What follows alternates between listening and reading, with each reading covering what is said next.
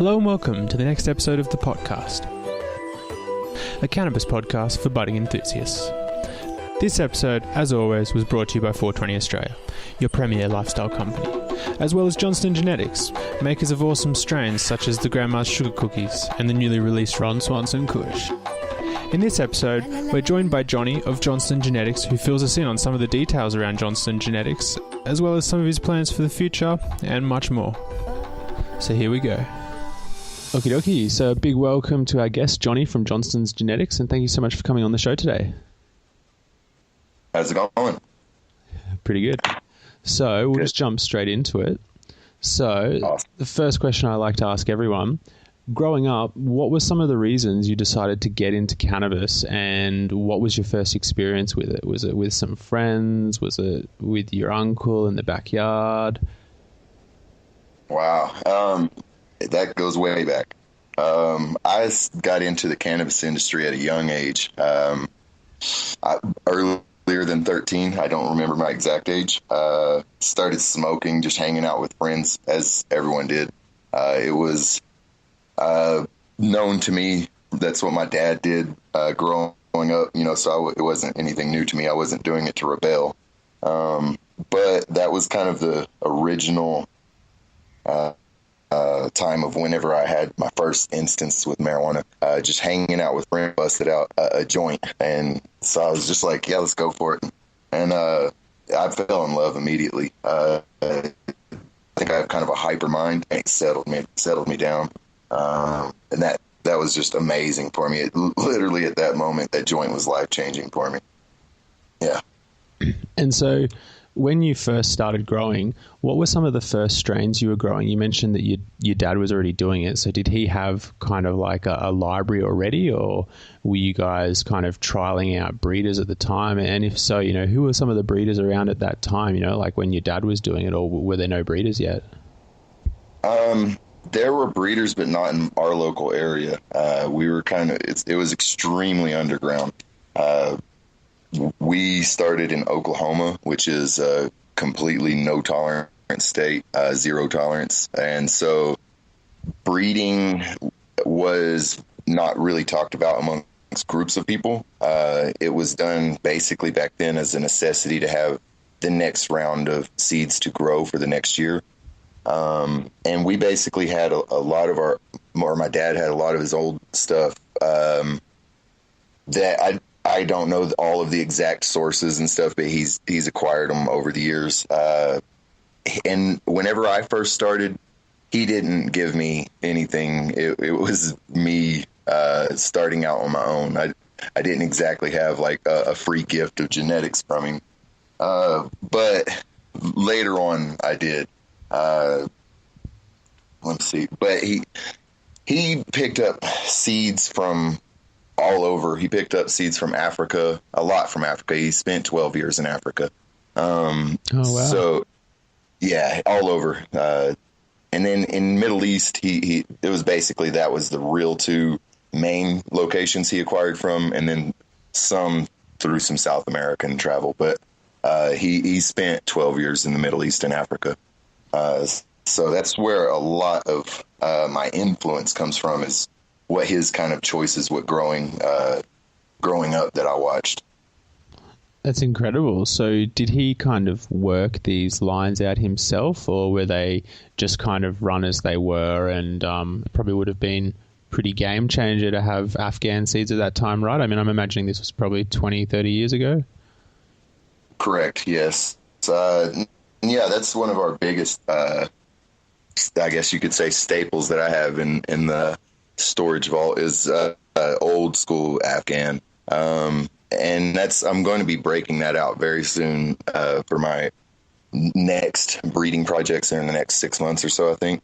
But basically, when he started the seeds, they were just landrace.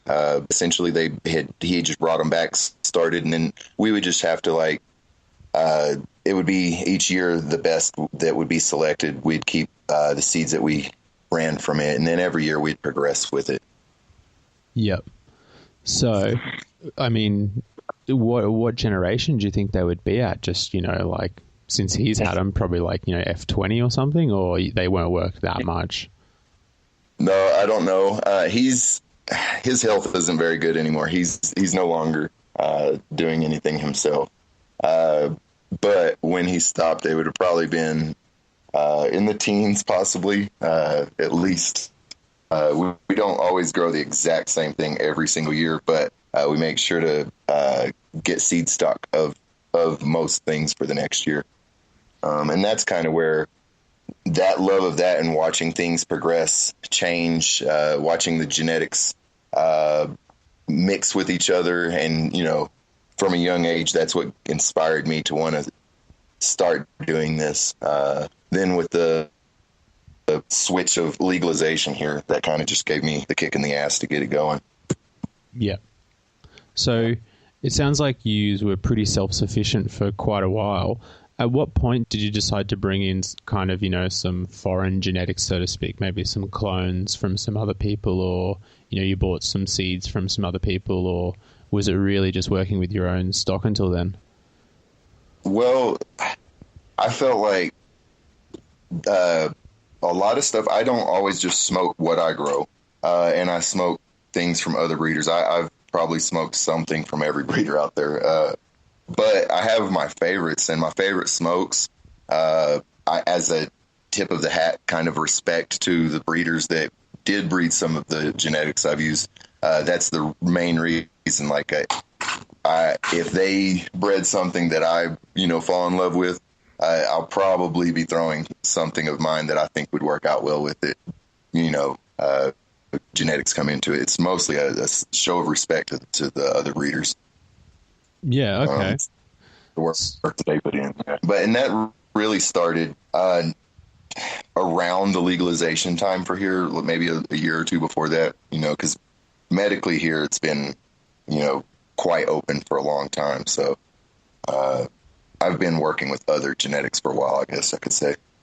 Yeah. Well, let's talk about some of your strains, because in my opinion, almost all of them use what I would call like a unique strain, in that like one of the parents is not used by really any other breeders. So we'll start off with what I assume is probably the main stud in your garden, the black sugarberry. I've found at least 8 or 10 or so crosses that use it as the male. It's obviously pretty good in your opinion, but there's not a lot of info on it online. How would you describe it to someone who is interested? Like, what's your sales pitch for the black sugarberry as a male? Well, that one came out. It was pretty underground when it came out. That's why there wasn't a whole lot of info out there, I guess you could say. But its big winning traits are, for the most part, just nice sized colas, good purple hues with a good even base flavor, I guess you could say. It's just an all around real winner, in my opinion, as far as like production, I guess you could say. And so that was my main focus, was to use that larger bud pattern to add into some of my other favorite genetics, to see if I could push that purple into them. Really was one of my big pushes, which a lot of them did take. So another line that I think is really interesting of yours is the Packy Valley line. And as far as I know, I'm probably wrong, but I can only off the top of my head think of you and 2 other breeders who have done a similar project where basically they work the one line out in multiple different directions, like multiple different phenotypes. And right. I was wondering, what's the inspiration behind this? Was it like a pre-planned idea, or was it just like a happy mistake where, maybe you pop the first F1s and you found that there were 2 fairly different phenotypes and both were standout? Or did you have a plan from the start and you knew the Packy Valley was something that was going to be worth digging into? Well, it really happened, I guess you could call it the happy mistake. I ran into 2 phenos that when I was, selecting down to I'd select down to my best, and that's what makes it to the next generation for breeding. That when I came down to making that choice, I just couldn't decide between 2. And I couldn't throw one away. I couldn't do it. And so I just went the two routes with it. I went number 1 and number 2, or the magenta and the white, as a lot of people call them. Yeah. But, and how would you describe the two different lines? I've been able to find some information that says, I believe it was the magenta you describe it as a little bit more of a medicinal line. But yeah, how would you describe the two lines and how they differ from each other?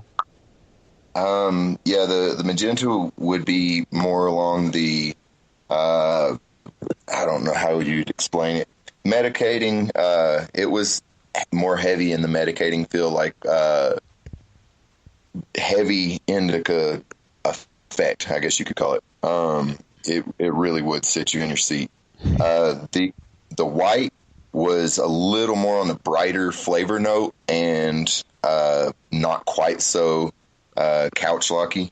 And so the experience of the smoke between the two just was completely different to me, and as was the flavor profiles. So I just went ahead and split them up and kept running with them. That was my real basis for keeping two going, because it was a hard decision to get rid of one or not. Yeah, painstaking choices. So I've actually had a lot. Oh, go ahead. No. Keep going, please. I was going to say, I've actually had a lot of people send thank you emails saying that they've ran both, and they appreciated the flavor effect of one more than the other, and they said thank you for giving them the option of both. So because at first I was kind of a self battle whether I was going to do that or not. Well, I think it was a good choice. I think it's something unique and something that needs to be done more, And I definitely agree that well, at least in my mind, it seems like there's this seesaw, so to speak, of breeding, and in my mind, there's kind of like flavor on one end of it and yield and potency on the other, and I always tend to think, you're always kind of trying to balance it out. So why try to hit both if you can make two that kind of sit well at either end? Right. Exactly. So that brings up kind of my next question, a little bit tied into that. On the website, strainfinder.com or seedfinder, basically it says that the packy you run was from World of Seeds. I was wondering, first of all, is that true? Because that seemed a little odd to me. And then two, how does a site like that interact with a breeder? Do they request the information from you? Because I've found that a lot of their stuff is wrong. So I tend to think that maybe they scout the information themselves and that's why the errors are there, or... I think they do. They have touched base with me on a couple of my things because, kind of as you say, I have several things that are very underground, not much info on. So they have touched base with me on a few things. Actually, the World of Seeds deal is correct. I did have a good amount of World of Seeds Packy Valley that was gifted to me, and I ran a good number of them, and I found a couple that I liked.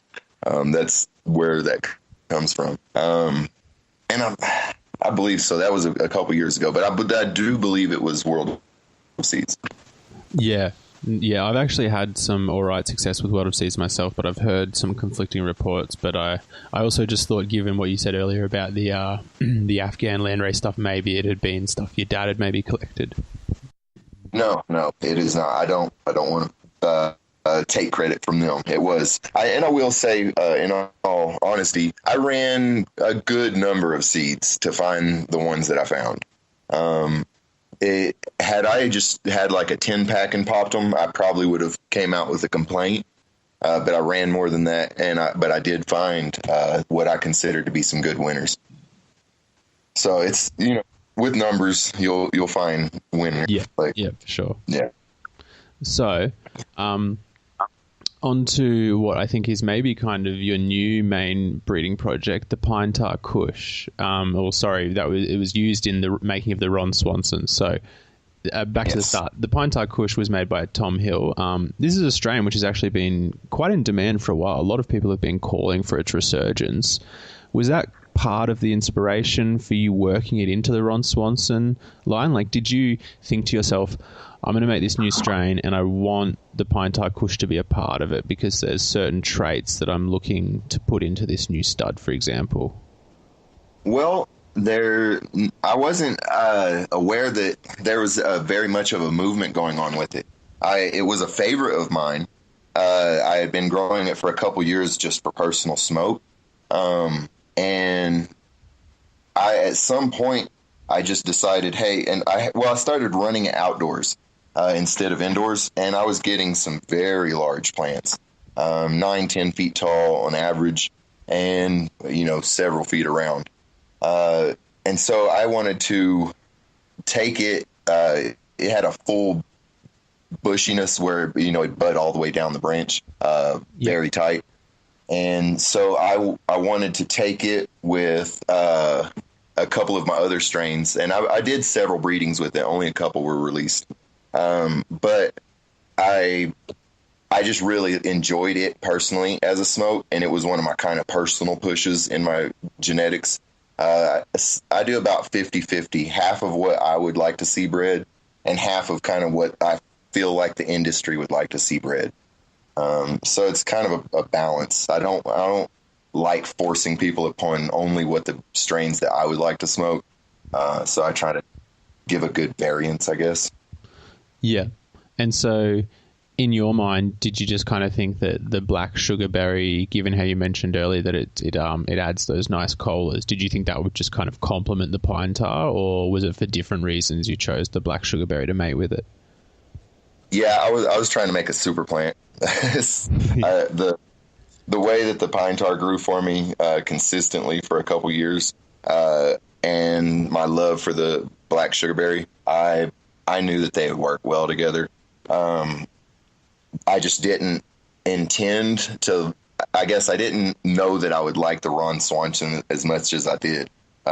It turned out to be a long-term personal favorite of mine. Yeah, how would you describe that to anyone who is interested in just the pure Ron Swanson? Ron Swanson by itself, it tends to grow very much like the pine tar, with a heavier lemon lime influence. It's whereas the pheno I was running of the pine tar was very floral. It had I don't you understand a floral flavor palette, right? Yeah. Yeah, it was very, very floral. And so it kind of shocked me that it came out so lemon lime, being bred with the black sugarberry. But it translates real well, pure Ron Swanson, into, if you ever run live resin, it's one of the most flavorful live resins I've ever smoked. No, awesome tip. Yeah. So, in the case of maybe the Ron Swanson or just any of your own projects where you feel they really stand out, have you ever considered the idea of maybe doing like a deeper breeding project, maybe a back cross or taking something to the F2, F3? Or do you think that a lot of your strains are kind of more suited as F1s? Well, actually, I don't post a lot of my old breeding, but most of my stuff when it's released is F2 or F3. There have been a few that have been F1 breedings, but for the most part they are F2 or F3s. I am actually about to start an F1 only project that will allow people with a wider variety of options, like that kind of lottery ticket seed, as some refer to it. But they would be sold at a discounted rate. I'm trying to get people where they can feel like they have something that's a little more special than other people may have. Like, that's the whole reason I do the limited edition. I could run a lot more seeds and sell a lot more seeds, but I think when people can trade cuts of something that's a little rarer, I think that adds a little more prestige to the strains themselves for every breeder. Yeah, of course. I mean, you can look at examples from, say, the Brothers Grimm with Apollo 11 and 13, where, I think they're pretty good examples of how, the limited stock has kind of added to the mystique of them. Right. It's interesting you say that about how they're F2s. Do you choose to not list on, because like a lot of companies will say these are F2s. I've never seen that on any of your packaging. Do you purposely choose not to do that? I guess I've never considered it. I'm fairly old school. I have designers that do most of the packaging design for me and stuff, and I basically send them a list of what I want on there, and that never has been a part of what I've sent them. I am going to be redoing my packaging soon, though, which would probably include what generation it would be. Yeah, I think it'd be cool to include that, because it kind of makes sense that you said they were F2s, F3s, because I've always noticed a lot of consistency with your stock. I guess the next question would be, though, in terms of that limited edition and limited releases, back to one of my favorite strains from you, it's such a mouthful, the Granddaddy Platinum Pertberry Cookies. This is one that came out initially, and then I've seen it on one other seed bank since then, but as you said, you don't really restock it too much. When we see this with your strains, is that due to the fact that, you are just pretty much following that limited edition route, or maybe some of them you just later on decided, oh, look, that strain doesn't really stand up to some of the others we've got now, I'm not going to redo it for that reason? It's a mixture of both, actually. It doesn't lock me into something that I don't feel confident about breeding in the future. Yep. If people like it, then they had a chance to get it while it was limited edition. But it also gives me time and room to work on something new. But along with this F1 line that I'll be coming out with in the near future, I'm also going to be coming out with a classics line, which will be the Granddaddy Platinum Pertberry Cookies, Grandma's Sugar Cookies, and a few other strains that have been requested heavily for returns. So those will be coming back out, and that's part. Then those will be less of a limited edition release. They'll still be numbered. As of right now, I limit everything, no matter the strain. I won't sell more than 250 packs of a strain. On the classic line and the F1 line, I will probably both allow those to be 500 packs maximum. So they'll still be limited, just not quite as limited. Yeah, a little more available for maybe the people who are after it. Right, and that's part of my plan is, there's certain people that want, say, Granddaddy Platinum Pertberry Cookies, a known and trusted strain, but it's not available to them. But it'll be in the future, within the year probably, I'll be dropping actually another drop of those. Yeah, fantastic. So, moving on, you've got your CBD diesel, and this is kind of a broader topic I wanted to talk about. When you were creating your CBD diesel, obviously you were probably thinking something along the lines of, I would like to make a CBD strain. What type of lab testing goes into the making of a CBD strain? Or if there wasn't any, how much kind of testing on the bud itself do you have to do? Because as much as people might kind of cringe at this idea, I have spoken to a breeder before who said they didn't use a lot of lab testing to make their CBD strain. Like, they did at the very last step, but up until that point, they had just gone on kind of, anecdotal results from people of, what is the most medicinal in your opinion. And they said that they kind of got to a good point using that method. But a lot of people would kind of disagree and say, no, you should be using lab tests every step of the way. How did your project work? What kind of side of that argument do you fall on? I don't really have an argument there, but I do know where I lie, as in the testing for myself. I run final stage tested flower product, but I start with known genetics. I work with a few dispensaries here that we're trying to put out, medicine for the patients. And they give me a cut of something that they have that they know what it tests at. And then I work with it to alter it, change it for what we want, and then send it back to be tested, multiple batches to find out which pheno, and then we keep progressing on from there. I've actually been working with a guy here in town. I don't know if he wants me to call him out by name, and I don't have permission yet, so I'm not going to. But he's got an extremely high CBD, extremely low THC cut of canatonic that I'm working with that I really think is going to put out some good medicine for the patients. Nice. And so what's your kind of your dream for your CBD lines? Do you just want to make a really good CBD strain and kind of leave it there for people to do what they want with it? Or are you thinking, no, there's a specific kind of illness I'm actually looking to target, so I might refine it towards that, for example? Well, I'm actually, the reason I wanted to get into it, and if I had my dream come true, I'd be able to come up with an amazing CBD strain or multiple strains, some high THC V strains, something that will be free to anyone that needs it. Any dispensary that wants to provide it to a patient, any grower that wants to grow it for themselves. That's the true medicine side of the industry. And I don't want to be a pharmaceutical company ever. I want to be a helper of people. So if that could ever be free to the people, whether it's from me or other growers or whoever, that would be my dream for the CBD field. My CBD projects as of now have basically been to start my working in it and kind of inspire some of the other people around me that, hey, we're not after, 35% THC. That can be a goal, but there's other stuff that you can be doing also. Yeah, exactly. Yeah.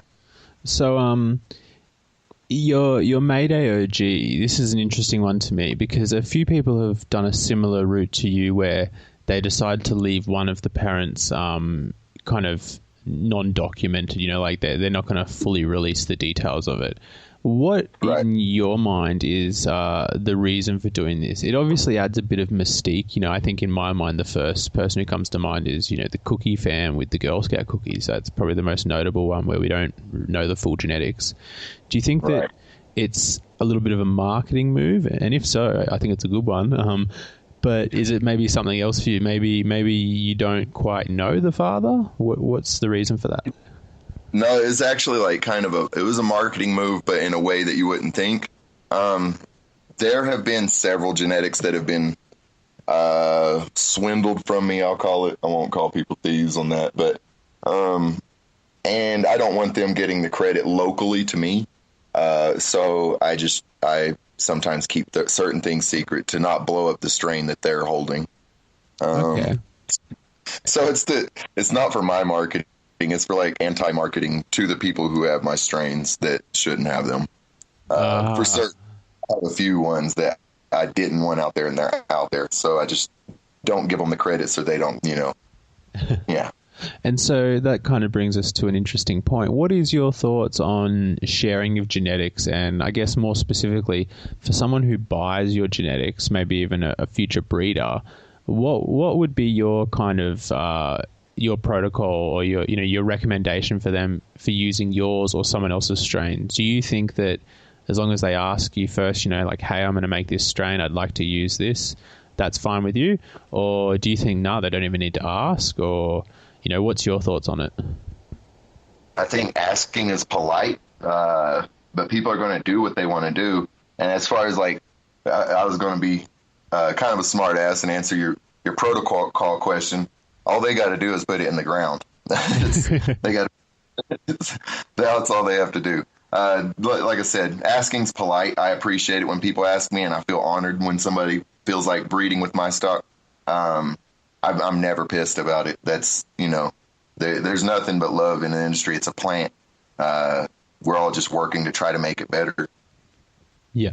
And so I've spoken to another breeder before, and they said, I think that people should try to make it their own in a way. Like if you're going to breed with my work, take it to the F2 first and try to refine a characteristic you like about it first. And then you've got more of a claim to say that, like this is my strain. I've actually done, like take it to the F2 and then use it to make your new strain. How do you feel about that? Or do you think like, no, if someone just wants to use my strain straight from the generation they get it, I'm okay with that?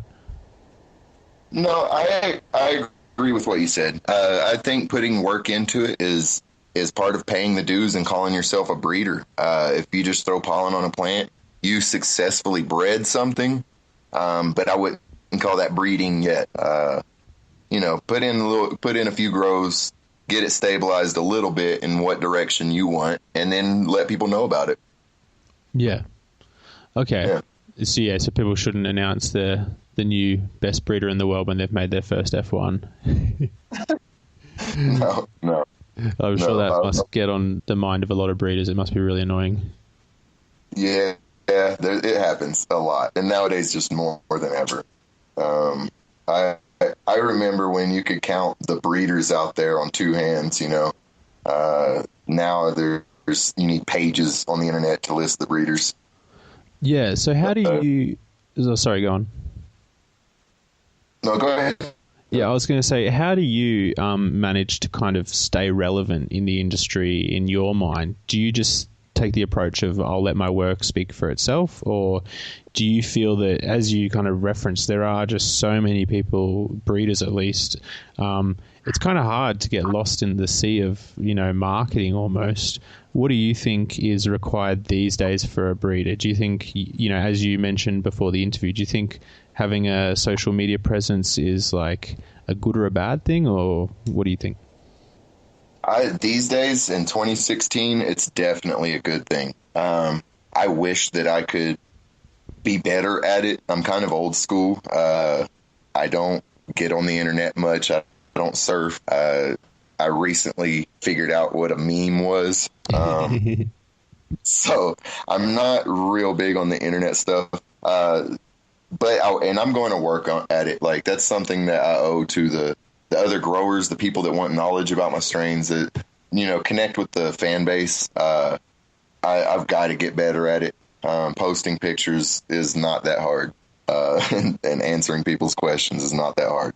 So I'm going to get better at it. But in this day and time, it's almost a necessity. I could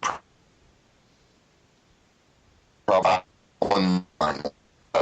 I'm not here for money or fame or anything like that. I'm here as a behind-the-scenes breeder that is, doing the real work, in my mind, to get this industry headed towards a even more positive progression. Yeah. So do you like to go to, like the cups and the events and to meet the guests, or do you think, that's something I'd like to do, but I don't do it quite yet? No, I go. We've had a couple booths at the Cups. I haven't competed yet. I don't know, call it nerves or not wanting to be disappointed, but I haven't competed yet. So I'm hoping that whenever I throw something in, I'll get a cup my first go around, but I highly doubt that. That would make me feel good though. Yeah. But I sorry. enjoy meeting the. Oh no, you're good. I enjoy meeting the fans, the customers, the growers, people that come up to the booth and don't buy anything and talk for 20 minutes. That's some of my favorite people. I am not there for sales. I'm there to meet people and hang out with people with like minds, Yeah, for sure. I was going to say, I've spoken to similarly in these stories, they're all the same breeder. I just don't have their name to give out, but they were saying that winning a cup as a breeder is not the be all end all, because like the cut that wins a cup, it could just be like a 1 in a million. Like, that strain could be garbage overall, but like that one bean was really good. You know what I mean? Definitely. So I think they were kind of saying, as a breeder, it's not the biggest reflection of your skills as a breeder.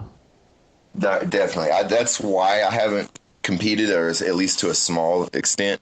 I want to pay my dues in the industry. A lot of people are like, who's this new guy? We're not actually that new. We're just new to the mainstream scene, I guess you could say. We're pretty leery. Like I said, we came from a zero tolerance state, and over a decade ago, though, I moved to Colorado, and that's kind of opened my mind and opened the doors to this. Yeah. But so What was it like to transition to a full-time breeder as your job, especially, I guess, when you're in that legal environment? You know, was there like kind of a defining moment where you just thought, yep, now is the time, this is what I want to do, or did you just kind of stumble into it? There was. Well, I guess it's a mixture of both. I've always bred. I remember breeding. My first personal, like for me growing, I probably like 18 years old. I started. I'm now 34. But that was when I started off on my own. Sorry, I'm smoking a blunt right now, and I totally got sidetracked. No, go for it. Basically, in between working, I decided, hey, I could start now and start putting my full attention to this and really kind of make something, not even for myself. I figured, it could be something for my children as the U.S. kind of started changing its laws and things started opening up. I figured it might be good to put my name out there as like, hey, this is what we've been doing for a while. We're ready to announce it and be out in the industry with everyone else. There was a moment, and that was basically when everyone's seen everything starting to come online. I decided like, hey, it's just time to put your name out there. And I was going through a lot of flack from family, from friends. Everyone was like, man, you're going to get arrested. I said, somebody's got to do it. We got to let everyone know this is what we got to do. Yeah. And have you ever had any run-ins with the law after that point? Like after it kind of looked like things were becoming less and less strict, so to speak? No, I've not had any altercations or issues at all. And where I'm at locally, though, things are pretty relaxed. Colorado's very relaxed on the marijuana scene. So as long as you mind your P's and Q's and do what the state tells you to do, there's, nothing to fear. Yeah. And so at the Johnston farm, are you guys organic or synthetic? And what's your reasons behind that? Well, at our location, it's organic. But we do have other growers that grow by other means. Everything from aeroponics, hydroponics, and more. So I've seen my strains tested locally, amongst my grower friends, before they hit the market. I see what they do on almost like every setup with every growing, feeding schedule you could imagine almost. And which one do you think do your plants come out the best in, or do you think it's maybe a grower by grower basis? I would probably say by grower basis. I recommend growers when they ask me what nutrient line to grow with. I ask them whatever they're comfortable with. That's the main thing. Having experience with the line or knowing the line and knowing how to run it, that's going to give you the best success. I've seen amazing buds grown every method. My personal favorite is organic. But yeah, including insecticides, no insecticides. My seeds, like, even though they would be an expensive treat, I welcome people to pop a pack in their mouth and chew them up and eat them. They're quite healthy. That's the first time I've ever heard that. Well, you never know what something's going to do with them. Yeah. You never know. Well, my uncle maintains his defense will always be that it's bird feed. It is. I actually, years and years ago, I started a thing I think it was on a UK chat forum that I was on, and I started something called Operation Bird Drop. And I was just promoting everyone to put their seeds, whatever spare seeds they had, in their bird feeders. And, if everyone did that, could you imagine what the wild marijuana population would be? Yeah. You couldn't have something that was you couldn't make it illegal if it was on every street corner, literally. Yeah, they'd struggle. And it works. It works. I had pot plants all up and down my neighborhood. Cool. Yeah. So just going back to that point you made about, no insecticides, keeping it nice and healthy, have you ever noticed a difference in the quality of seeds produced from a plant that is, say, treated, organically, really healthy the way you do it, versus, say, maybe one that's not grown with the same love, not the same attention? Have you ever noticed that the seeds maybe from yours come out better or maybe worse than the other, the less well-maintained plant? I have, and I can't say specifically, but comparing my seeds, my average seeds, to a multitude of other genetic company seeds, I see a size difference, and that to me speaks for the health of the seed. A teeny tiny seed that's not well colored, to me, it's just not as healthy as a big fat plump, properly colored seed. And I don't know if that's coming from use of chemicals or not. That's why I can't really say. But I do see a size difference between mine and some other companies. Not all other companies. There are definitely some good breeders out there. Yeah. So recently we've seen that there's a bit of a crowd mentality in terms of hating on Blue Dream. I'm sure you're pretty familiar with it. Yeah. What do you think about this? And what do you think about the idea of sure, it's Blue Dream hate today, but what will it be tomorrow? And the reason why I ask this is because, you breed with the Girl Scout cookies, and I'm a firm believer that one day Girl Scout cookies will be on that bandwagon with Blue Dream, or maybe Blue Dream won't be on it anymore, but you know what I mean? People will be hating on it. Do you think that's already started? Anything that gets real big starts to get too much positive attention. Someone out there is going to speak out and bring some negative attention towards it. And then mob mentality, somebody's always going to be there to jump on the bandwagon. That's really all it is, in my opinion. Yeah. So do you just kind of disregard that when you're breeding? And I guess maybe the bigger question is, are you not scared to breed with certain strains based on maybe how they'll be perceived in the future? Or are you just nah, if it's good today, I'm going to use it?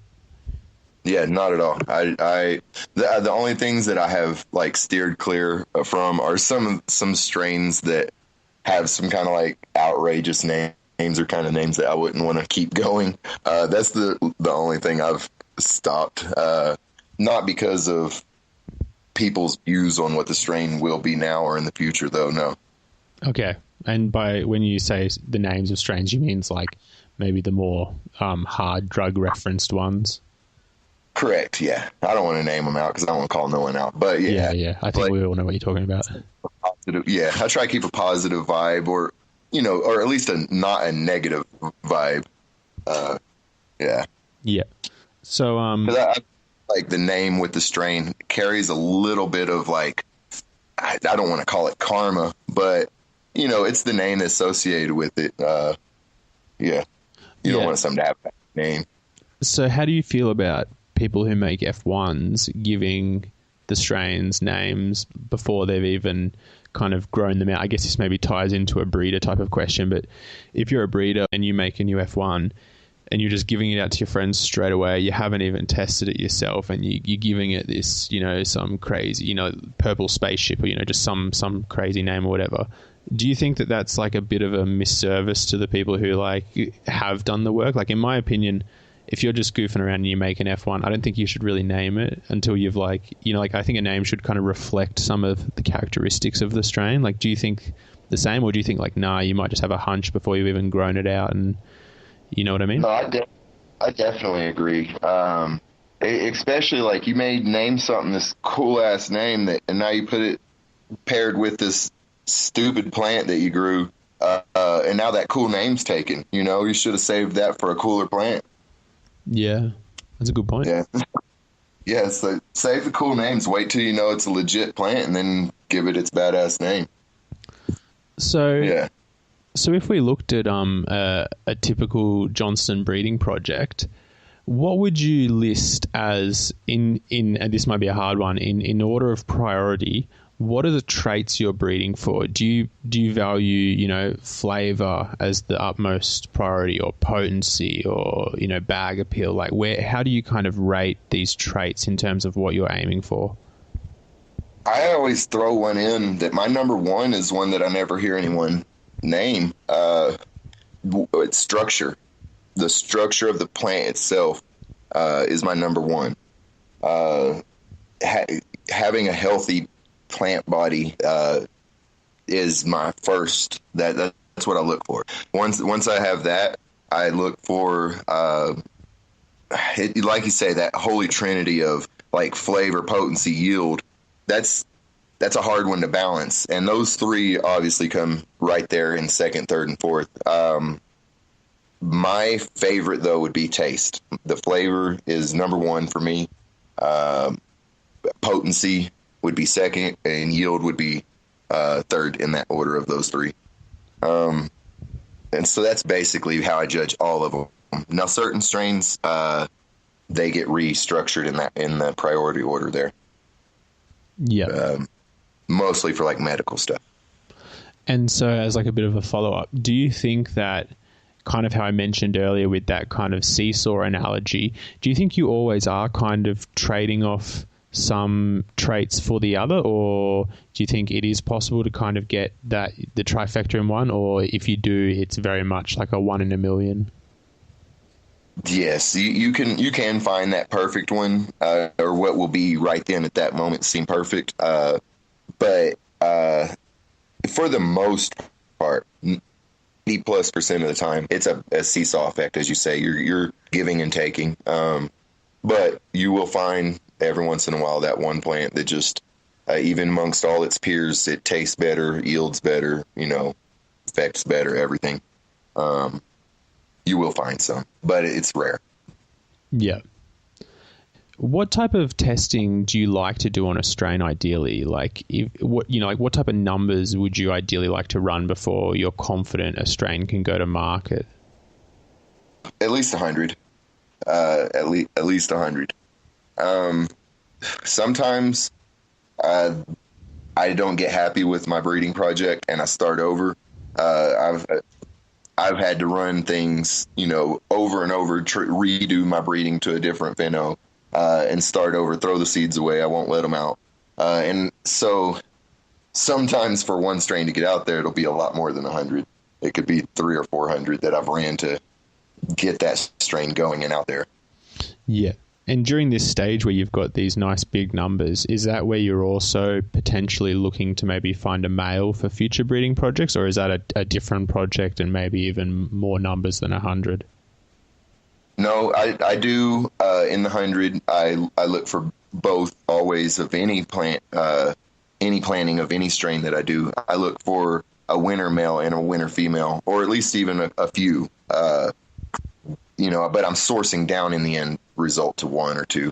But I do always search for the males while I'm running numbers with the females. Yeah. Separately. Once they're sexed separately. I don't want people to get confused. Yeah. And so what's it like for you as kind of, I'm not going to say a smaller breeder, but maybe as a lesser known breeder, what's it like for you to interact with the big seed banks? Obviously your gear is on Attitude, which is really cool. What was that process like to get on there? Because a lot of breeders I speak to say it's actually harder than you'd think to get on there. So you seem to have gotten over that hurdle. What's it like for you to interact with the seed banks and the distributors and, all of that behind the end of the seed business? In a short word, weird. It's all new to me. But it all came real fast. I had started giving seeds away. Like I said, I wasn't ever there for the money. I didn't even expect to gain the attention that I did. I was just doing what I wanted to do and giving people seeds. And then people were asking me how they buy my seeds, and I didn't have any avenues to send them to. I didn't even have any way. So I told them, well, if there's a demand for it, hit your seed banks up and ask them to hit me up. And so in the end, and quite quickly, actually, several seed banks, including Attitude, were contacting me saying, how do we carry your gear? And then we just, we had to work out the business side of things. But as far as dealing with the distributors and stuff, everyone contacted me. Awesome. So Yeah. what would be your advice for someone who's in a similar position to what you were before you were selling? Would you just say, yeah, just get your stuff out there, get a good name, and ask people to hit up the banks? Yeah, build, pay some dues first, get some credit to your name, do the right thing. That's, number one. Don't be in there just to try to get on attitude, to try to make some money and stuff, because in my opinion, karma will catch up. It will, things won't work out. Something will trip up along the way. Just do what you like doing. If you really want to be a breeder, because that's a long time consuming thing, and you got to be very patient. It's, just stick with it. If you put in the work will show. People want to grow those seeds. Everybody else doesn't have the time to do all that work to try to get, quality seeds for other people to grow. Yeah, exactly.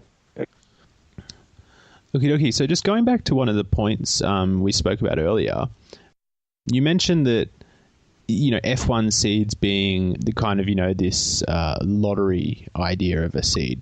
A fairly well-known breeder made a statement at a breeding panel a few years ago and basically said, we make F1s because that's what the market dictates. That really sounds like it doesn't sound entirely true. Do you think that's the truth? Do you think people want F1s? Because I always say to people, a clone only isn't 3 different phenotypes. It's just one, so. Right. Yep. No, I agree 100%. Stability is king. There is a place in the market for F1s now because people do want something different. And that's why I decided that here in the future, I'm going to be coming out with a F1 specific line. Stability is king, though. The work that the breeders put in to make, the strains come out the same. That's what really shows a breeder's skill, and gets my appreciation. There's some breeders out there that have put in many years of hard work to achieve this stability. So to say that only F1s is that all that people need, that almost like discredits all the years of the founding fathers of breeding. Yeah. And so what would be one of your little tips or tricks you're willing to share for your selection? When you're looking for a male, what's one of your go-to techniques? A lot of people, they love to go to their stem rub. What's one of your tips for all our viewers on how to pick a good male? Wow. The stem rub is, classic, but in my opinion, also generic. I look for, it's hard to explain. I kind of sense the plant and look at it. And I look at the plant as a whole. How is its flower production? How is its flower production? The density of its clusters, the structure of the plant as a whole, robustness of the individual branches. I look for, what you would picture in a male of any breeding program of other animals. I look for a good stud, a healthy, big, robust stud for its strain profile. Yeah. Smells can be varied. I trust usually with what I'm working with. I kind of know the smell profile with what I'm working with. For my breedings, I'm looking at its structure a lot. Yeah, so kind of on an idea you just picked up on, is breeding a art or a science to you? Just to sort of put it in, the most extreme terms. Do you think a robot with a set of traits to look at would be able to breed as well as a human, or do you think no? There's always that kind of that hunch, that vibe, which makes maybe a breeder the difference between a good and a great breeder. No, I don't think a robot would be able to come close. They would be able to grow a plant, but they wouldn't have the same love connection where you could feel what the plant needs, what the plant, you could see capabilities in plants that a robot wouldn't be able to. There's no connection. There's no love with a machine like that. I definitely feel a deep connection with all my plants. So I for me personally, it's got a huge art form to it, or at least some form of connection between grower or breeder of, the plant. Yeah. So how do you feel about kind of these, I don't know, I don't think it's the case in America, but in Australia, for example, there's proposals of having these really big kind of, almost like your tobacco conglomerates, like your Philip Morrisons would be the ones owning it and operating these big warehouses producing the medical weed for the Australian market. Do you think in that situation where you've, say, got, one grower looking after 1,000 plants, obviously they can't give the love to each plant that you would be able to on a smaller scale. Do you think that that would really impact the quality, or do you think that at the end of the day it may be a little bit, like it's not going to impact it as much as you might think to be looking after tons of plants and to not be able to give them that little bit of extra love? Well, I think when that starts, because it will start at some point, I think that the people that are doing it will have enough money to figure out the systems to run it well. They won't have the connections with the plants because the numbers are there. It'll be a commercialized product. It won't be like what is in Colorado right now. That's more like a craft product, like a microbrew of beers. Theirs will be the natural light. And so, yeah, sorry, go on. No, go ahead. I'm sorry. Yeah, well, I was just going to say, so with just kind of, you just spurred the idea, the natural light, how do you feel indoor rates to outdoor in terms of the medicinal quality? It's that time of the year where me personally, I'm seeing Instagram flooded with pictures of how outdoor is better than indoor, blah, blah, blah. I don't really care for the debate myself, but do you think it is just like a tit for tat thing, or do you think there is a legitimate argument to be had? Everything has its pros and cons.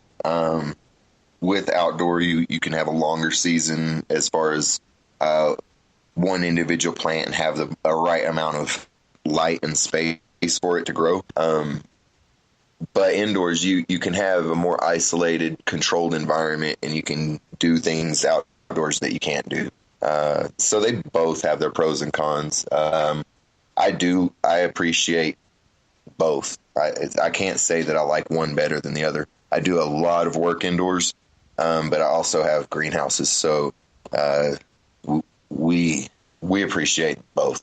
You have different perks and different downfalls for each one. Yeah. And so we often hear people talk about this idea of how we've hybridized strains too far. We need to go back to our landrace roots and we need to, start fresh.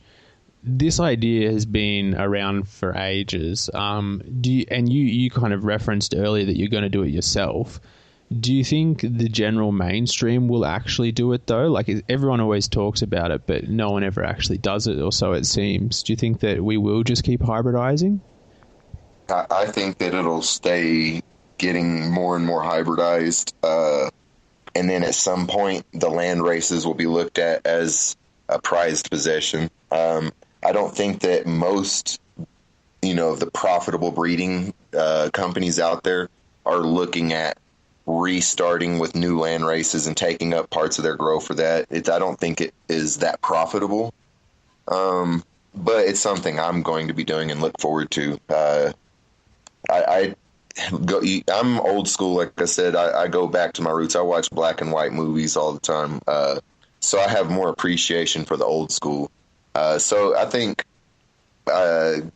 it'll be good to go back to the roots of some of the old genetics that I have and bring them back out. And a lot of people like some of the old school smokes. I get people all the time saying, where's the old weed at? This stuff's too strong. That's not me personally, but some of the old timers say that. And, why are we going to try to, not grow for a certain group of people that still want something that used to bring them back to that era of thought? Yeah, well, I've actually thought about this topic a little bit myself, and I, on a personal note, think that whether it's consciously or subconsciously, the brand TGA seeds, I think they are kind of filling that niche in a way, because, it's my opinion, and I think a lot of people's opinions, that their weed isn't the most potent, but it's really flavorful. And so you can kind of, like smoke a bit more of it without getting knocked about. And so I think it's interesting that we are seeing that the rise of, I think it is probably subconsciously in their case, but, like breeders filling quite specific niches and maybe not even realizing it. Right. And that's the way that, everything works. Everything finds a way. Every puzzle has its place, or every puzzle piece has its place, whether it knows it goes there or not. But as far as me, I try to make a lot of my moves and breeds intentional. Whether they all come across that way, I don't know, but I try. And you'll see here soon, because everything I will be breeding except for the F1 line. Everything will have an average percentages for its potency on the seed package, because everything is getting heavily tested now. So you'll see some here in the future that will probably be lower percentage numbers, and that will be on purpose. That'll be in reminiscence of the old school strains, because some of them aren't going to be that high, and I'm going to bring them up to what I can, but I'm not going to try to exclude the old school traits that they had. So you're stuck on sour is a new strain you've got, and that uses the sour diesel in it. What are some of the other, clone only / elite clones? We spoke about the Pine Tar Kush earlier. What are some of the other clones out there that you would love to work with in breeding projects? Like you consider them to be quite good and worth working with? Oh, wow. That's a hard one. There's a few that my buddies have that are just old, unknown genetics. They call them whatever, but they're not, anything known. They're just stuff they've ran for a long time. Yeah. There's a Cindy 99 clone locally that I had for a moment, and I didn't breed to it, and I lost it. You know how it goes, I'm sure. Yeah. But I never got around to breeding it, and I still want to, so I'm going to get back to it. And then there's a lime Chernobyl cut around locally that I'm about to start working with, hopefully. Slimer? What's that? Are you talking about Slimer? I don't know. I'm not real up to date on all the I think what people are calling the phenos, Yeah, the other name for it is the golden ticket pheno. I think, yep, that's what they called it, the golden ticket.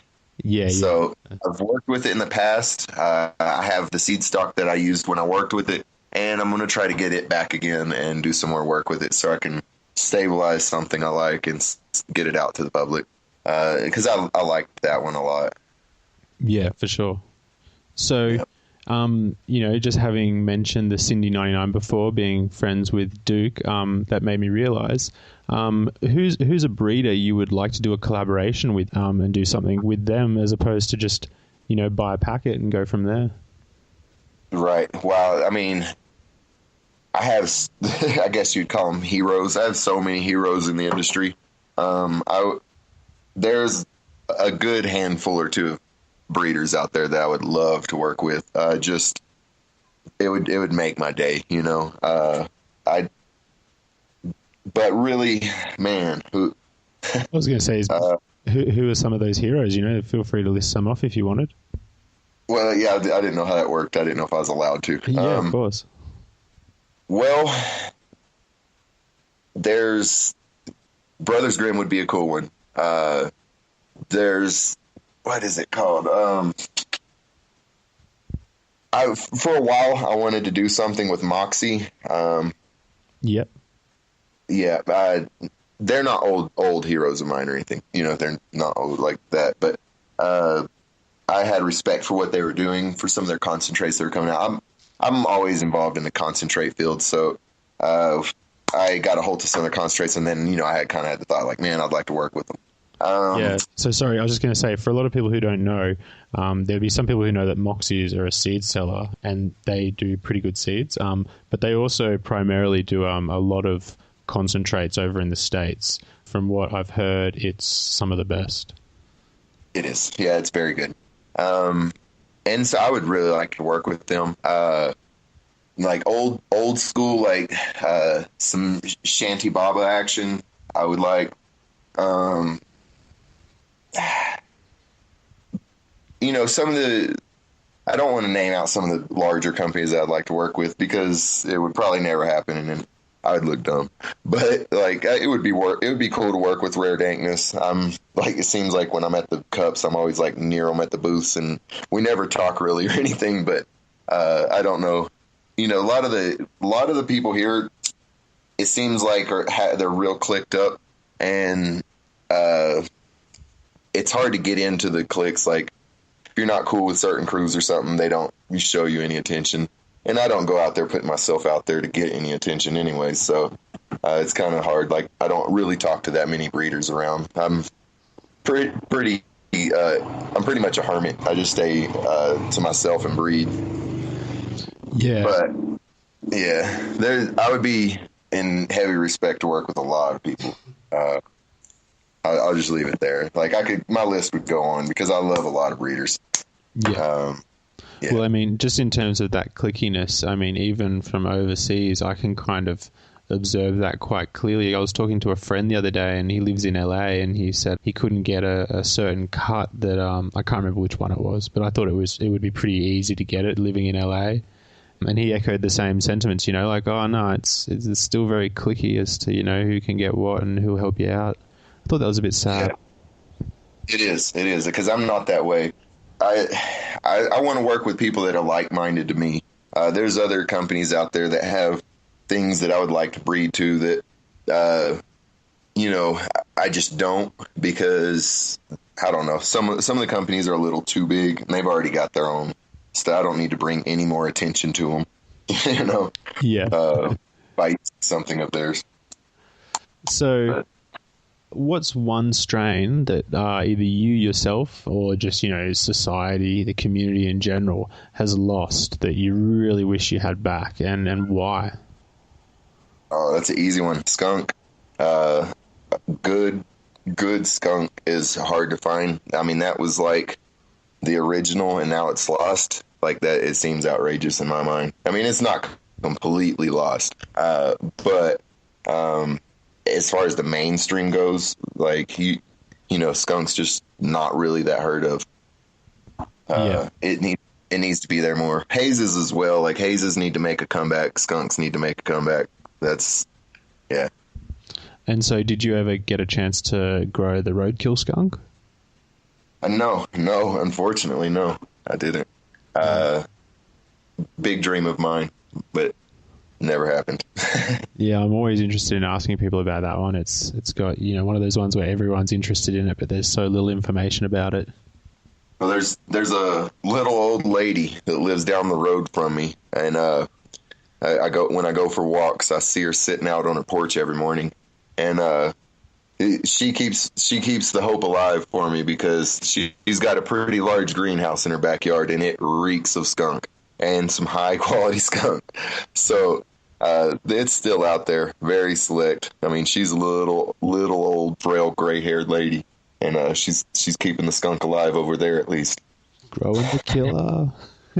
Yeah, that's awesome. But Colorado's awesome. I mean, you can walk a few blocks on the right day, and you'll see 4 or 5 people sitting outside in the front yard toking a bowl. It's pretty funny. It's not supposed to be that out in the open, but it is if you keep an eye out. Yeah. And so you mentioned earlier you were going to up your packaging and have things like lab percentages on them and stuff.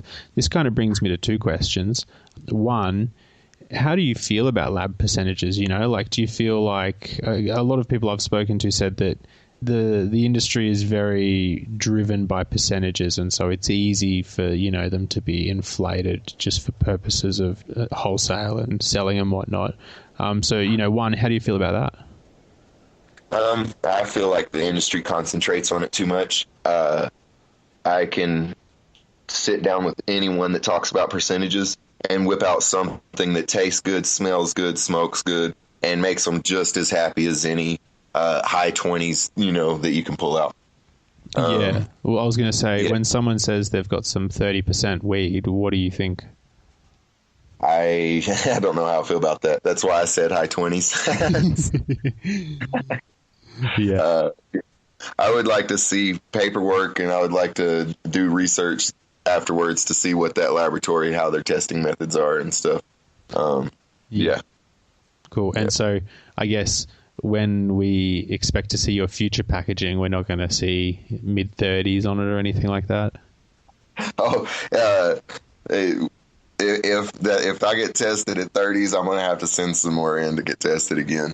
No, yeah, I don't see that happening on anybody's near future.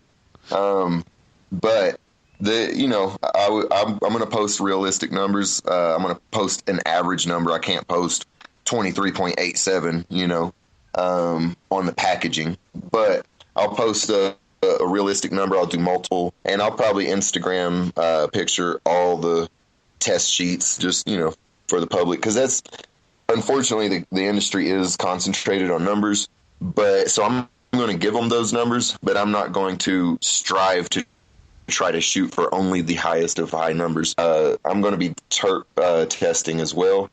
And so, that's my big focus is flavor. Yeah, for sure. So the follow-up to that was, I don't know if you've seen it, but there's a few breeders now who have kind of this template for their new strains, and it's got a lot of really good info on it. It gives like the number of phenotypes, what you can maybe expect from each phenotype, as well as your general flowering times and how much it'll stretch. Would you ever consider giving information like this? I mean, I would assume that based on the work you do, like growing out the strains to test it, you would have a rough idea of, say, the number of phenotypes there are in each cross and what to expect from each. Do you think that information's overkill, or you'd maybe be interested in including that in the future? I think in the past, I think that was overkill. A lot of people just wanted quality seeds and wanted to grow it out, and they needed a rough number of when they might need to harvest it. Because in the past, people did take a lot of pride on, checking trichomes or trichomes. Yeah. Sorry, I'm itching a mosquito bite from yesterday. Anyways, people used to check the color of their trichomes and take a lot of pride in when they harvested, knowing that, it was to the day of when they wanted it and stuff. Nowadays, people like to see a number on the package, and if it says 9 weeks, they've been checking it on their calendar and they're going to harvest it at 9 weeks. So I think that the new information for the newer growers and stuff, because there's so many that don't have years of experience and stuff that are growing legally and illegally now. And so they need a little bit of more reference now, I think. So I think in the future, you'll probably see more of that from me. Yeah. So maybe the dreaded topic for you, not for some, feminized seeds. What's your thoughts, and will we ever see any from Johnston Genetics? Because I'm sure you've got some killer females that, like people would say that if you put them, you made some S1s, they'd be pretty cool. Oh yeah. There's definitely been a lot of talk of it. But if you were to see a feminized come from me, it probably wouldn't be coming directly from me. It would probably come from another breeder that does feminized seeds that I would do a collaboration with. It's not something that I do, and I like doing things I feel comfortable with, and feminizing isn't something I do. So I used to say, it's polluting the genetic pool. Now, I understand that it has a place in the industry. Not everyone can, weed out the males, and not everyone has the skill and stuff. Some people just want the reliability of planting a seed and having bud to smoke. So I would be okay with doing a collaboration breeder with someone that knew what they were doing there. Just like autos, I might work with a couple auto companies. It's actually been in discussion. So I may do some work with a couple auto companies this year to do a Johnston Genetics collab on an auto. Yeah, awesome. You're not against it? Yeah. No, I'm not against it. Yeah. And just from your experience, do you know if those autos you were thinking about doing, that's something we often hear spoken about as like, the European market is very after autos.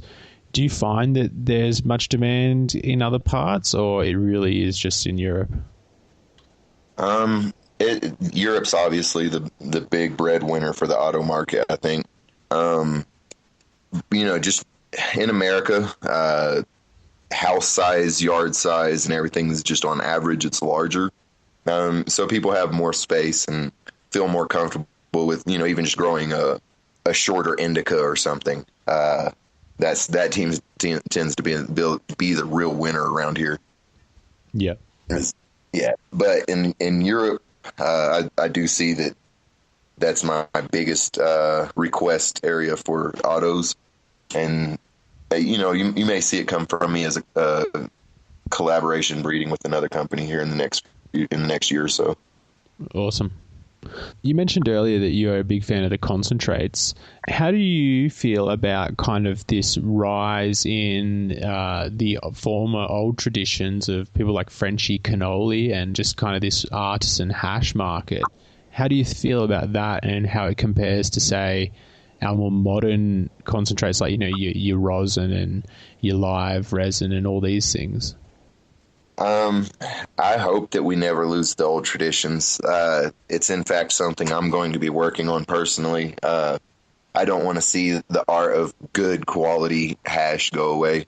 Because there's going to like the new market is obviously about all these modern concentrates. That'll just keep growing. And there's always going to be a ton of people wanting to work with that. But I think that if, enough people and the right people get into bringing more attention to what the old school, real high quality hash was, I think more people will catch on to it again in the future. It's definitely something I love to smoke. Yeah, nice. And so at the end of the day, what would be your favorite form of concentrate? Like, live resin, hash, dry sieve? Wow. Wow. The favorite. That's a real tough one because, real good quality live resin or distillate that's made now, some of that can just be amazing. The flavor and the high associated with that, just amazing. But it sits right there with smoking an old, like, a Temple Ball or something. They both are very high on my scale of respect for the smoke. But it's hard to beat a good distillate. It's an amazing hit. For those that haven't hit it, it tastes outrageous and it's very high potency. Yeah. Sometimes over 95% in some cases. Wow. So it can be high. And that's other people's numbers. I have not ever personally tested any form of distillate, but just from seeing what other people say, Yep. And so if we were to take a look at your garden right now, what type of lights do we have in there? I'm always interested to know, have you made the conversion to, like your double-ended bulbs, like the I hate saying it, but, your Gavitas? Or, do you still more of an old school guy? You got your HID lights, or what type of technology do you use? LEC. Nice. Yeah, light emitting ceramic, or some people call it like CMH, ceramic metal halide. And I think there's even another acronym out there for it. But the 315 watt Philips bulbs, they're amazing. I love them. Soon to probably be running double bulb fixtures. Yep. And so, you may or may not have an answer to this, but have you heard anything at all, maybe whispers or rumors? What do you think is the next step of growing? Have you heard of any maybe major innovations that are maybe coming through the pipeline and we might see them in the near future? Like maybe, for example, a few years ago, someone would have said, there's this new lighting technology coming out soon, these double-ended bulbs.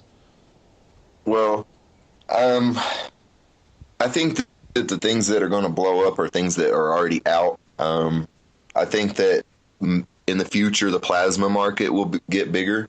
I think that it'll grow. It kind of blew up for a second, and then it kind of went away. Not that many people are running plasma.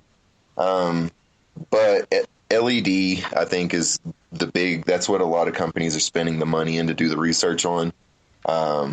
And even companies that aren't making grow lights right now, that are doing, just LED research, they're making some big steps. I was working with a company for a while, and I may in the future, but we were working on developing new spectrums. They were asking me, kind of what I would like to see, and so we were working on stuff like that. But yeah, there's cool. A lot of growth in the LED market. Yeah. But I would like to see more attention go into the LEC market. I would like to see higher power LECs. There is a company out there that has a 400 watt LEC. You can find them on the internet, I'm sure. But it's in that bulb is actually made by GE. Okay. So yeah, but it's also the same technology. I'd like to see more into that technology. If people could be running 1,000 watt LECs in a small grow room or tent or something, they would have amazing spectrum and amazing light output. Yeah, it would be insane. It would. And so, on to kind of a bit of a more political based question. What do you think was one or some of the pitfalls of the American legalization model? Like, what would you have improved if you could have? What about like their standing laws that we have in office right now, and what would I like to change? Yeah. I think they did very good for coming up with a complete new law system for something that's just been ignored. There are some small loopholes that need to be covered. Like there's a lot of growers here in Colorado that grow over what they need, they harvest and they trim down and they weigh it and they say, whoa, I have enough to last me for a year and a half, and they don't need all that product because they're going to be growing again next year. But Colorado doesn't have a system in order for them to take in their product to be tested. And once it's been tested, maybe go in for approval to be sold back to a dispensary so it can go back out to the patients. Little things like that kind of need to change. Sorry, so are you saying that at the moment in that situation they would just be sitting on a surplus and not really have anything to do with it? All they can do with it is smoke it. Yeah, okay, oh, yeah. And I mean, I guess the implication is that it's kind of pushing them maybe towards the black market of selling it under the table because they're just sitting on it.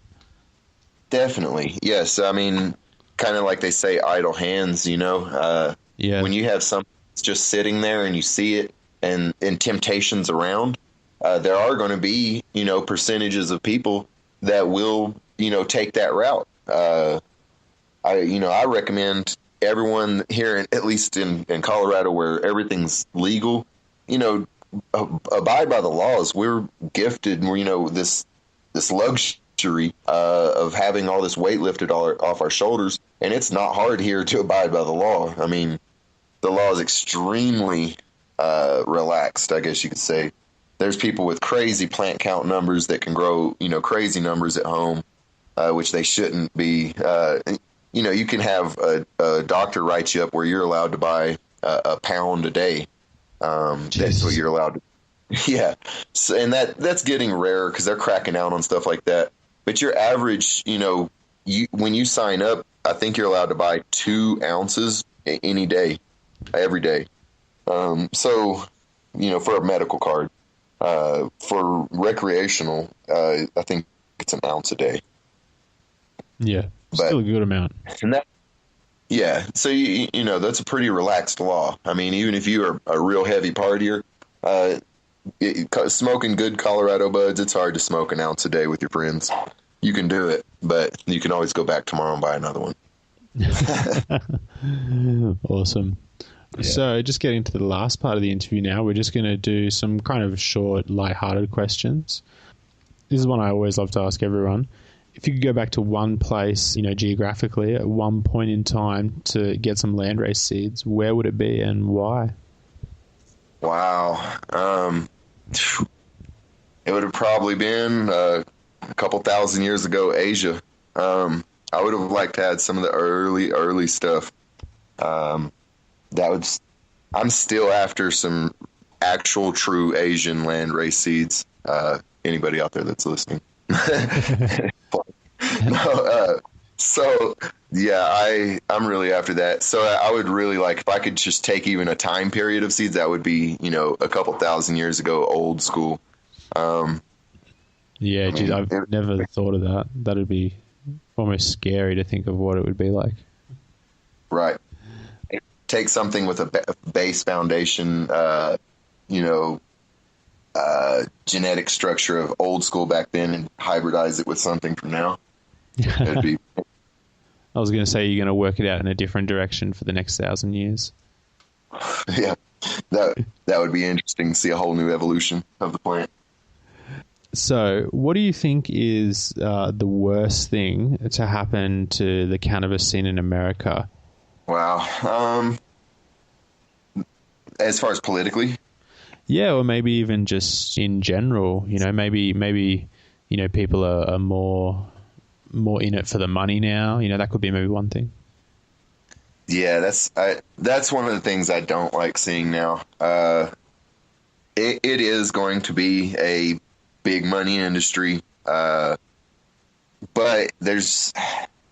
everybody doesn't have to be focused on that right now. The money will come. Put in the work and do what's right for the seed, do what's right for the plant and for the grower and for the people. Everything else will come.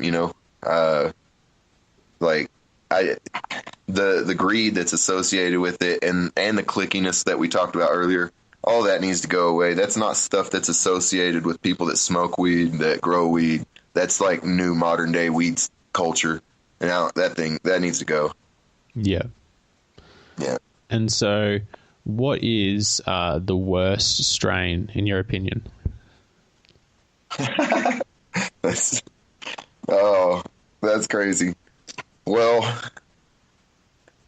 worst is a funny word. Like, the worst for me, like, there's like a strain or two out there that when people bring it around, I won't smoke it. So if you want to call that the worst, and it's funny for me because it's great white shark. It gives me an absolute like panic attack. Every time I smoke it, I get the jitters and I am so anxiety filled. And everyone else around me is just like, wow, this is great smoke. And so I pass on that one. So I call it the worst because it just hammers me. I don't know why. There's something about it. I get high anxiety. So it's not because it's bad at all, but for me, it's the worst. Yeah. And conversely, what's the best or your favorite strain? Wow. I have probably a top 10 of strains, but let's go top 3. Wow. Okay. That would probably be kosher kush, chocolate, and wow.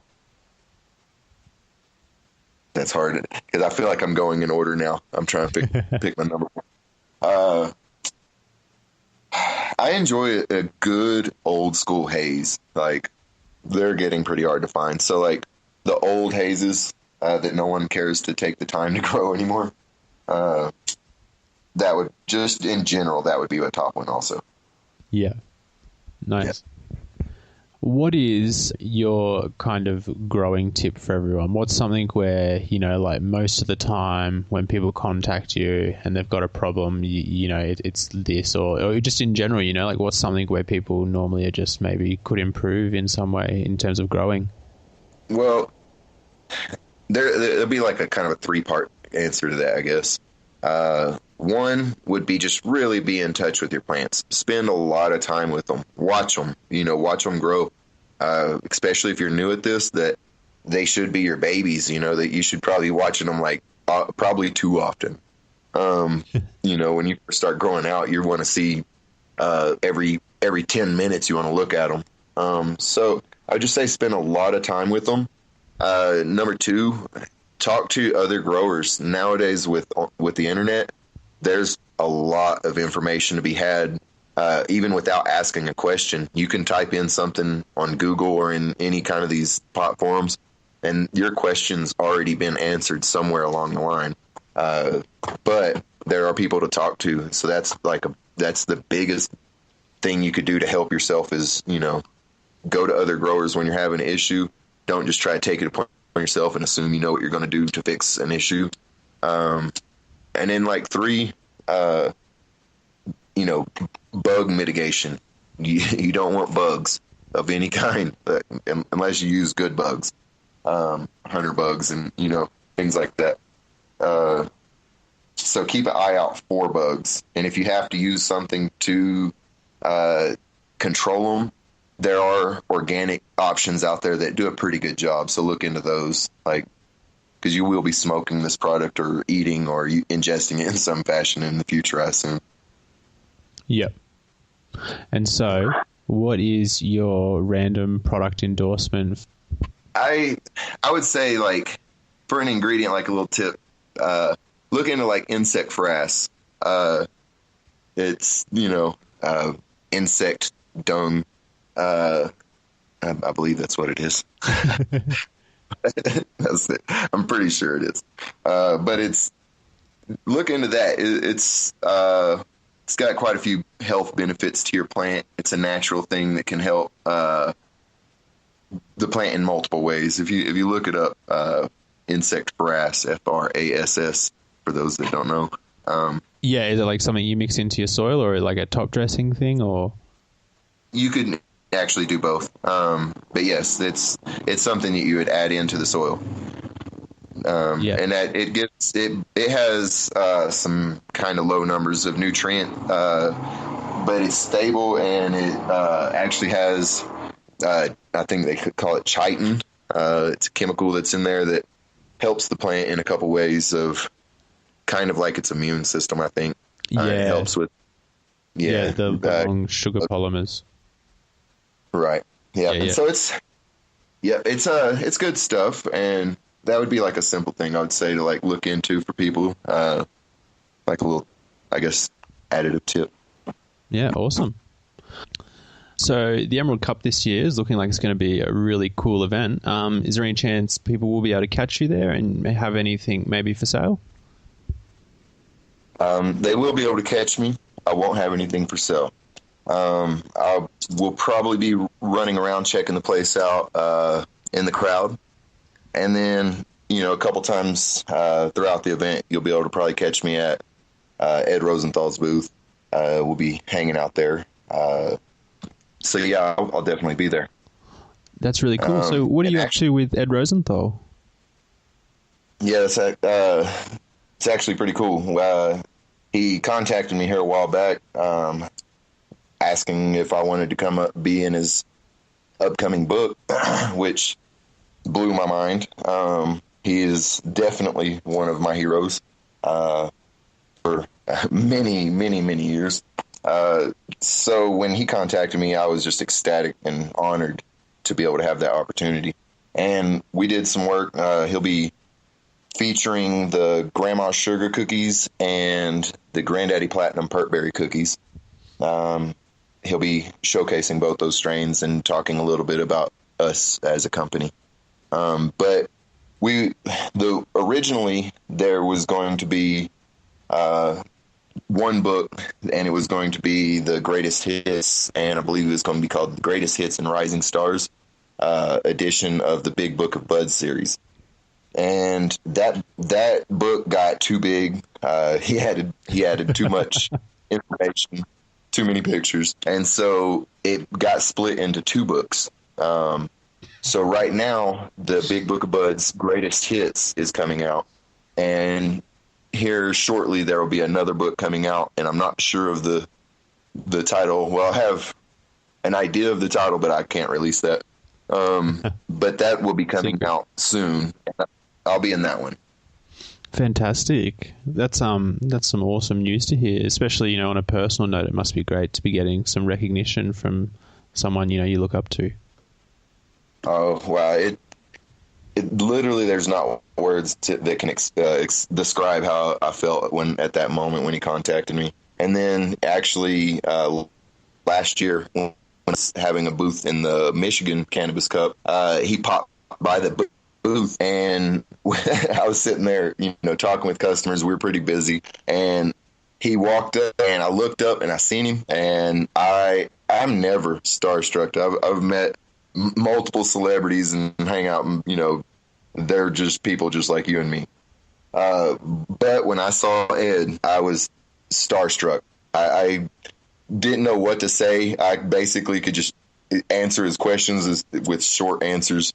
He asked us to get together for a picture. We took a picture with the group, and we talked a little bit, and then he headed out. And after he left, I turned to the rest of my crew, and I said, guys, I just met Ed Rosenthal, and I was almost shaking. That's so cool. Yeah. Yeah, so you brought up a good point there. Your grandma sugar cookies, that's a strain that looked like it was kind of in the run for like your staple. It's been worked a lot. It's been worked in a few different directions. What is it about the grandma sugar cookies that stood out to you? That's one of the few scenarios where I was looking at the industry and kind of what they wanted, and I was trying to bring something of mine to the table mixed with, you know, an obvious favorite, the cookies at the time. And so I was trying to get something for my customer base where they could have a cookie option for me is really where that started from. I had no idea that it would turn out to be like you said, it is pretty much my staple. Which is, you know, cool for me because that's actually reminiscent of my actual grandmother and her actual sugar cookies. That was the whole naming behind that process, and she's long since passed. So it's nice to see that strain get a little bit of attention. It's a kind of a nod to her. Yeah, nice. That's really nice. And the fact that you then decided to work it out, you know, we've then got the double stuffed cookies and the all-star cookies. Was that kind of just a testament to how like solid of a base that strain was on its own? It was. Through multitude of feedback that I got from people were coming to me saying they liked it better than the original cookie and that it produced more and different things. So, I won't be the one to say that, but that gave me enough of enough of what I needed to know to keep working with it. Yeah. Yeah, great. All right. Yeah. So I think that brings us basically to the end of the interview. Was there any general comments or shout outs you wanted to make? Yeah, I'd like to give a shout out, mainly number one to my fiance, Kristen. Without her, none of this would be possible, really. She puts up with a lot from me and lets me do basically whatever I want. So I definitely want to give a shout out to her. I want to give a shout out to Adam, my lead grower. Without him, a lot of this also wouldn't be possible because he handles a lot of stuff when I'm not able to. And then to my mom and pops, without them, I wouldn't be here. Yeah. Awesome. Just sounds like there's always a strong woman behind every breeder. Yeah, they're always, in one form or another, there's always. It was a great honor. I appreciate it. Awesome. So everyone should keep an eye out for some Johnston Genetics, and there will be some new releases in the coming year, I'm sure. Yes, there will probably be 2 drops, one here in a couple months and then one towards after the first of the year for sure. And then, yeah, we'll have some new T-shirt designs out, some hat pins and stuff. We're working on more gear. We've got a lot of requests for gear. So yeah, I was actually going to say, can I get a shirt? No, yes, most definitely. We'll talk in a minute about that. I'll get you. Awesome. All right. Well, thanks so much for joining us. Oh, sorry. Yeah, no problem. No, I was going to say, and for anyone else, hit me up. I'm not stingy with the shirts. We'll say that. So awesome. All right. Yeah. So again, thanks so much for joining us. No, thank you. A huge thank you to Johnnie from Johnston Genetics again.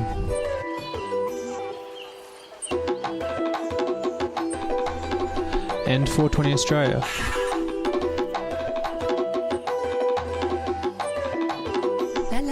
Make sure to grab some Johnston Genetics.